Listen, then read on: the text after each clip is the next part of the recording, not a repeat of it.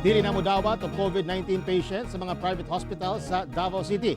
Atong siren kung ngano sa report, live report ni Argil Relator. Argil. Bugtong SPMC na lang ang mudawat og COVID-19 positive patients karong nagkaubos na ang kaso sa COVID-19 sa Davao City. Apan usasab kini kapag pangandam sa mga pribadong ospital. Tungod sa nagkaubos nga new ug active cases sa COVID-19 sa Davao City, ibalik na nga ang Southern Philippines Medical Center kung SPMC na lang ang mudawat og COVID-19 positive patients sa siyudad.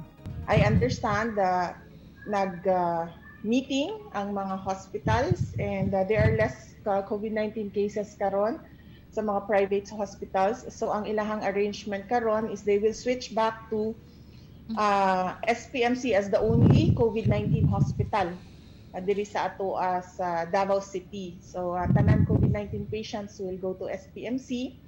Ato ang private hospitals will not accept COVID-19 patients anymore.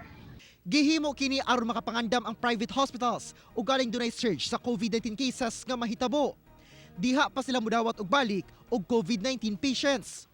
Sa datos gikan sa SPMC niadtong Lunes, ana-ana lang sa 25 ICU beds ang occupied, sa 35 beds nga allotted alang sa COVID-19 patients.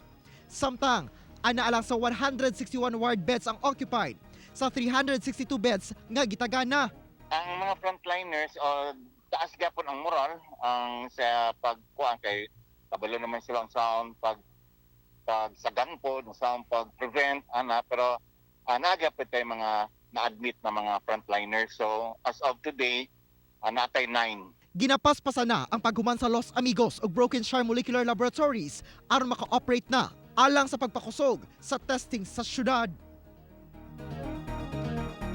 Gawa sa mga ospital, ubos na sab ang ihap sa mga COVID-19 patients sa isolation facilities dinhi sa Davao City. Busa, gimanduan ang mga healthcare workers nga i-address na ang mga concerns sa pasilidad ingon man gikinahanglan pa nga mga gamit aron mas ready na ug galing dunay mahitabo nga surge sa COVID-19 sa Davao. Daghang salamat, Argil Relator.